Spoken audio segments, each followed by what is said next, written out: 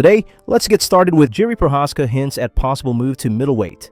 Jiri Prochazka has made his intentions clear. He wants a third fight with Alex Pereira, but if he doesn't get it, he's ready to make a major career shift. Before we continue, make sure to leave a like on this video. To support the channel, let's aim for 1,000 likes. In a recent interview, you teased a potential move to middleweight if you can't get another fight with if you can't get a fight with Alex Pereira. So, what would that look like for you? You're a big guy, so would that be a tough cut to middleweight, or would it not be too big of a deal?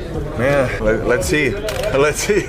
But for me, to cut to 93 is not problem.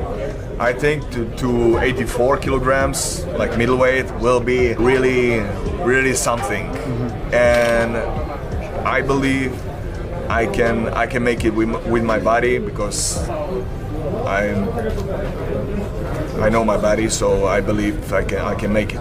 But it depends. Like, I really want to bring the title to Czech Republic.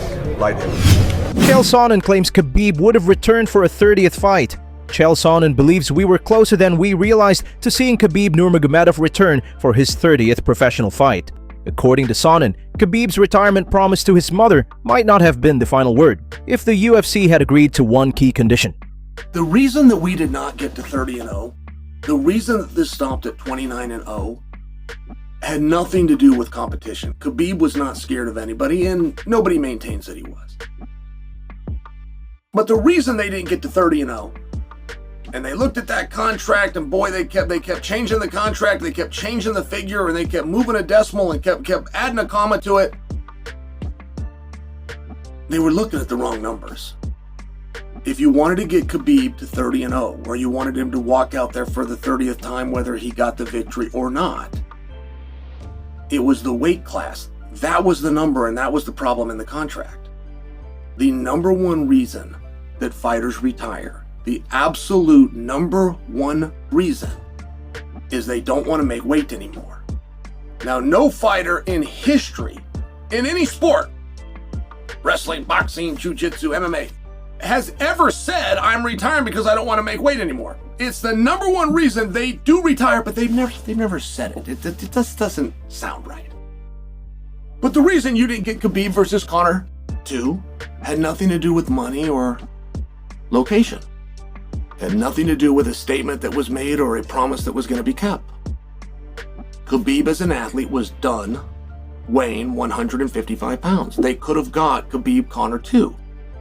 All they had to do was make it at 170 pounds. And I'm sharing that with you because that is a great mystery that is not even known to this day. Like, if you were to sit the players down in the room and try to figure out how we didn't get Khabib versus Conor point 2, it would tie into the late, great, rest his soul, Coach Nurmagomedov. It would tie into a promise. It would tie into a statement was made. It would tie into a man of his word. No, you're completely wrong.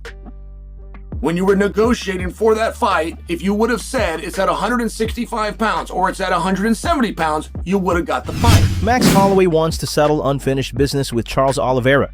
Max Holloway says he still has questions about the way his first meeting with Charles Oliveira ended, and he's ready to run it back. The pair fought in 2015, with Holloway winning after Oliveira suffered a freak shoulder injury early in the fight. But according to Max, no serious injury was ever found afterward, and he believes the story between them isn't finished. And I know that you watched Charles Oliveira's last fight and, kind of had a reaction to that. Were you streaming when you watched that, actually? Or you streamed like right after, right? So you were kind of on top of that. Yeah, my stream started right after. I mean, that's the fight I want, That's the fight I want. That's a fight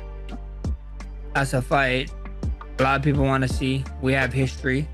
A lot of, there's not too much people right now that people are considering BMFs. Right.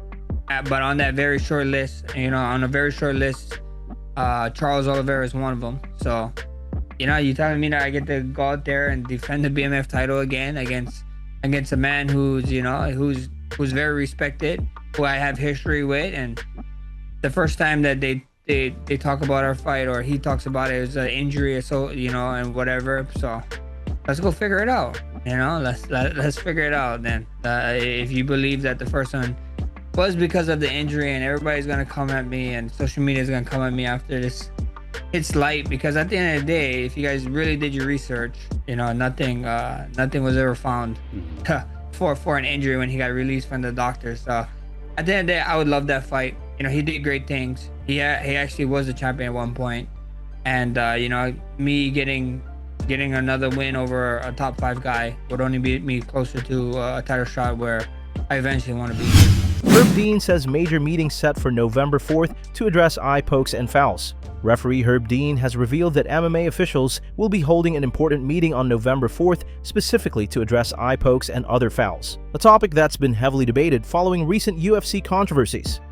The thing with changing rules, there's always unintended consequences, but we have to try something. And so I think that people are ready to move on and try something with that. And there's going to be a meeting. There's been a lot of people have been talking already, and there's going to be a meeting where we kind of go over that a little bit. But yeah, there's definitely something that's going to happen. You know, the thing with the eye pokes is difficult because they're happening in real time, and you have to call it.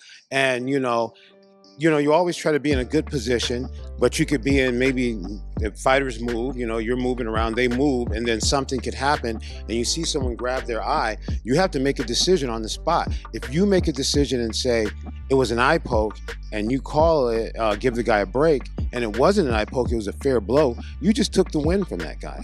And those are really hard decisions to make, you know what I mean? Or if you think it wasn't a poke, now the guy has to fight through that situation. So we're going to talk about a bunch of different scenarios, and I don't know what's going to happen with it, but I know it's going to be discussed next week.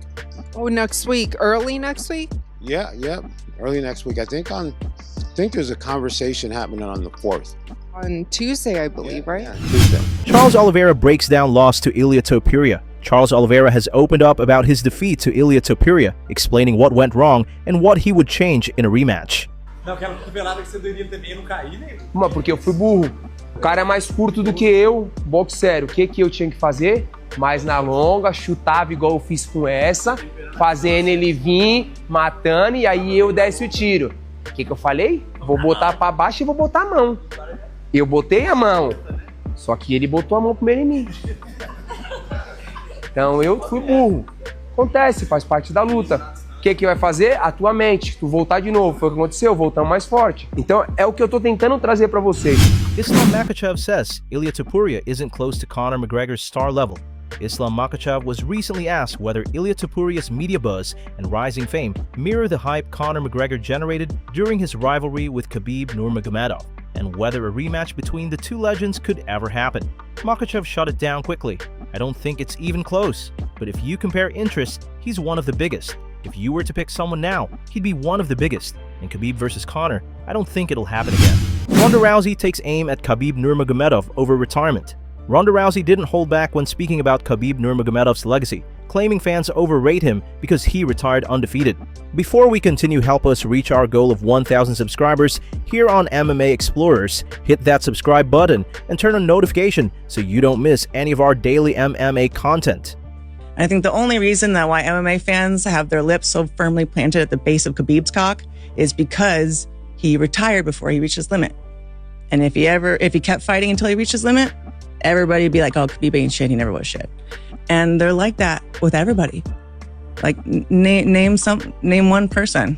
I mean, Brock ain't shit, he never was shit. Name one past champion that has the kind of respect that the current champions do. It's really sad because I think it encourages people to try and get out while they're peaking and taking all of that equity with them instead of passing it on to whoever's next to take up the mantle. I wanted to retire undefeated because I was so afraid of everything that I've accomplished is going to be nothing if I ever lose. So I have to retire undefeated. Let's wrap it up for the day. Thanks for watching.